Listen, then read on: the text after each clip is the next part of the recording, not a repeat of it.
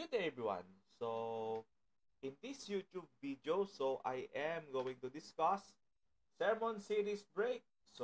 What God, some untold things in the past.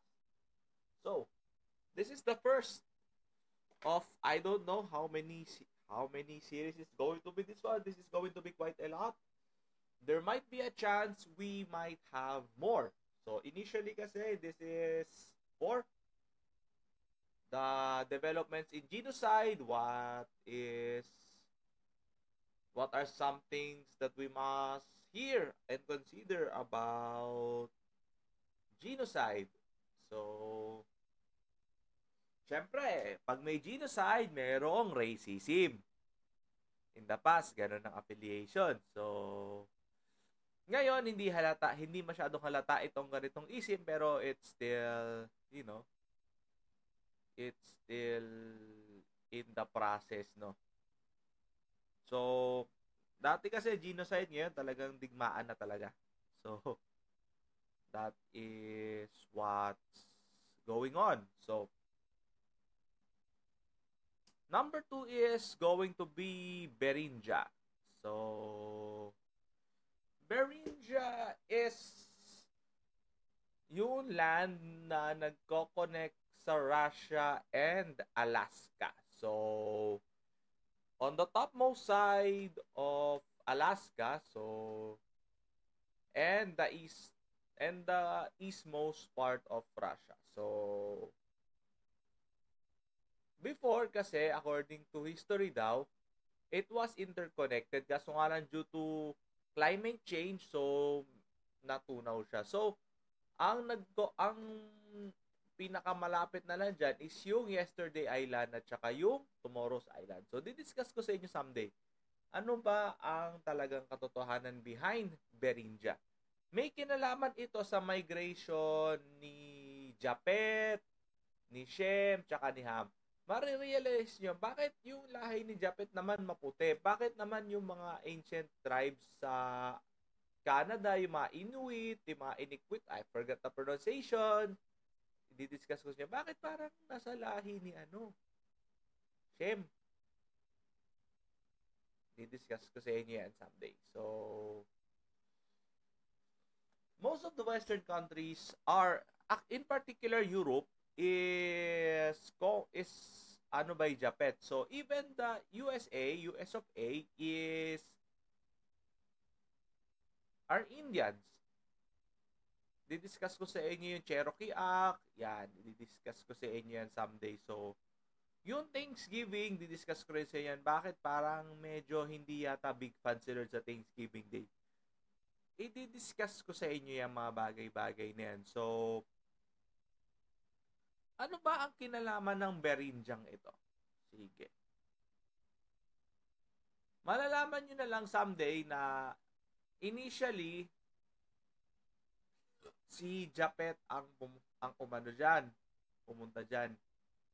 So, ang katwiran kasi ng iba, the most common logic is through ships. Ang problema, nung panahon naman ni Noah, hindi pa naman talaga nagagawa yung ships na makakapunta ng, sabihin na lang natin, from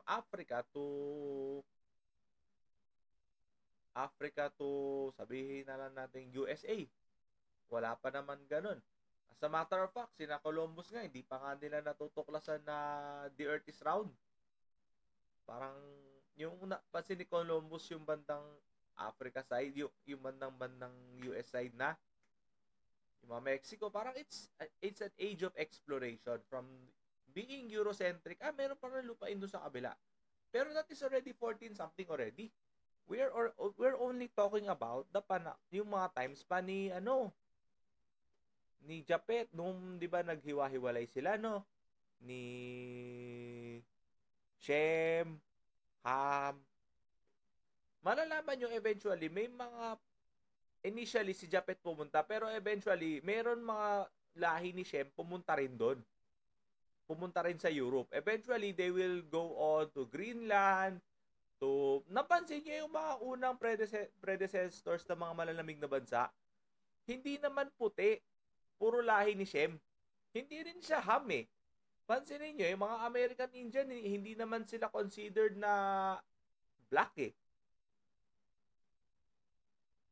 Indians are not black. May maiitim, pero hindi talaga sila kino-consider na black. So, malalaman nyo rin kung bakit. What's the relationship between Beringia and history? Sabi nila sa akin, eventually, may mga pumuntang lahi ni Shem sa Europe. That's the most logical way. Because, sabi nila, back in the day, wala pa naman talagang barko nun. Na? Di ba, naging high-tech? Di ba, tagal na nun? Siyempre, may nagawa na siguro nung panahon ni Noah. But we have to remember, the Great Flood has come. Basically, si Noah and the rest was just remain. So, we could say that it is a reset. From the time of Adam to Eve, pagdating kay Noah, it's a reset. Reset siya. Sila ulit eh. Lahat ng technology na, lahat ng sinasabi nyo high-tech is just disappeared. Noah could do it. Pero, ang sabi ni Lord sa akin, yung mga malalapit yan, pwedeng sheep, pwedeng bangka. Pero yung migration ng mga lahi ni Shem is dito sa Beringia. I-discuss ko sa inyo itong Beringiang ito sa susunod nating mga series. So, una sa lahat, yung genocide muna. And which comes to number 3. What is the plan in Greenland, Antarctica, Alaska, and the like? Pati yung mga Nordic countries, pati na rin yung pati yung Finland. If you know, Finland is not really included in the Scandinavian countries because before, Finland is part of Russia. So that's history. Nahiwalay lang sila siguro mga recent lang. So, yun na nga. Scandinavian is Denmark, Norway, and Sweden. Those are the 3. Before, it's part of Russia, Finland. So, Iceland. How about Iceland? How about Norway? What's the plan between those two countries? Now, well, as of the moment, as we notice, so it's really a good country to be with. So, what is the plan now between them?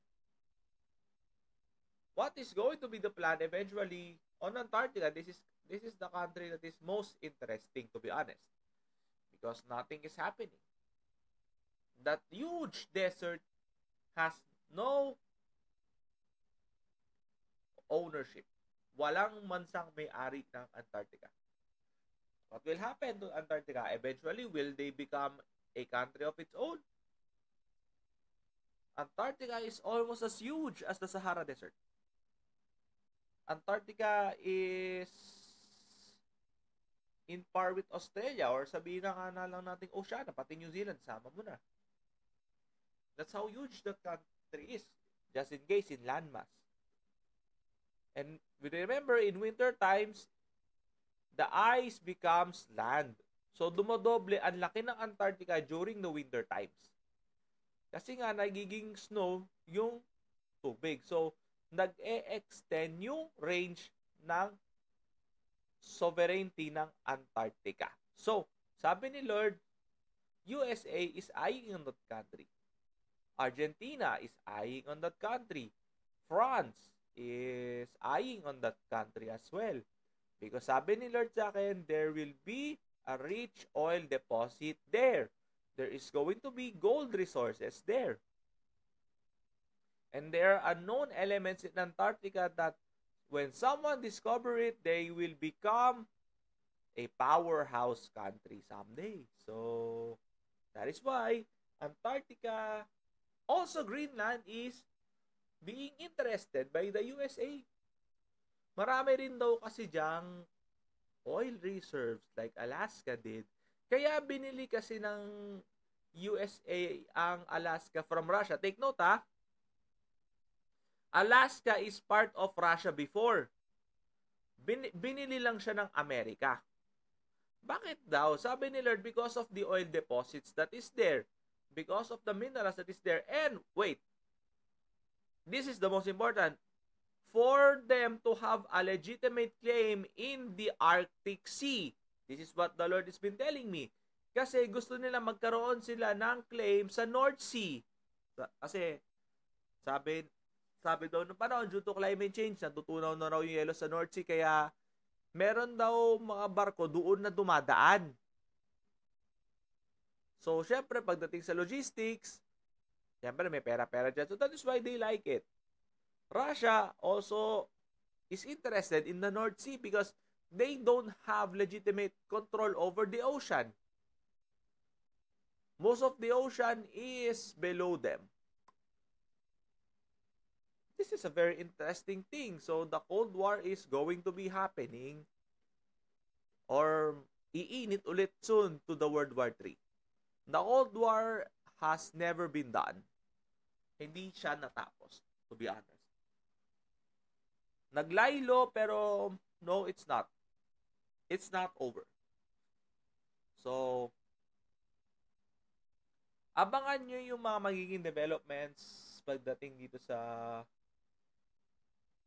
what God wants. So, next is going to be the Bermuda Triangle. Pwede madagdag ito.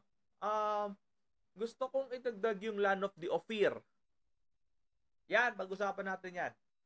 Yung Pilipinas kasi, it's the Pearl of the Orient or Perlas ng Silanganan. The Lord confirms this. Because most of the riches of the European countries comes from the Philippines. That is why Philippines is indeed a rich country. Even China is in awe of the Philippines. Malalaman yan. Malalaman yan. Because Philippines is the land of the Orient. And even the ASEAN countries are also a rich country. Kaya marami sa mga European countries, they invaded these countries because of its gold. Sabi nga, walang pwedeng ipagyabang ang mga first world countries because most of its gold, most of its riches came from the ASEAN countries. See? There is hope for this country. Do not worry, folks. In the Philippines and the ASEAN, there is hope in the coming future. So,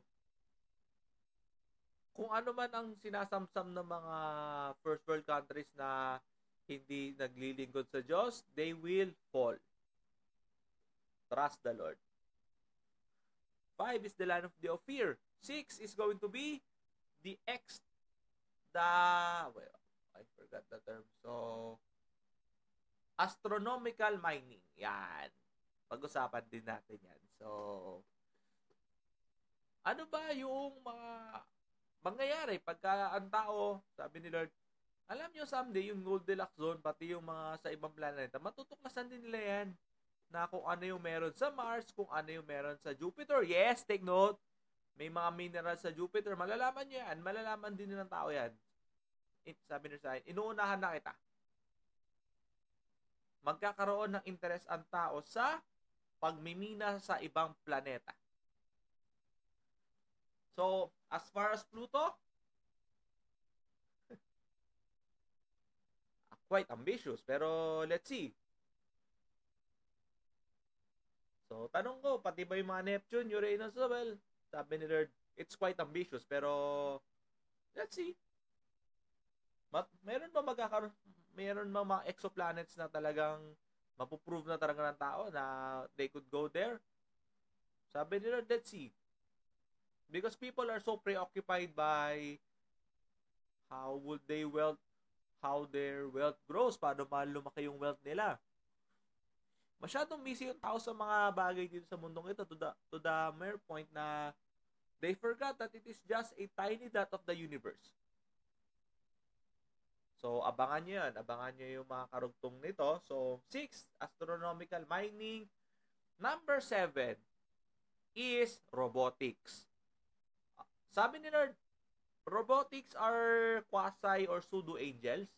They're trying to imitate what the angels can do someday. Ngayon, wala pa, pero someday it will go there. Abangan nyo yung robotics someday. So, thank you for listening to this video. I'll see you next time. God bless.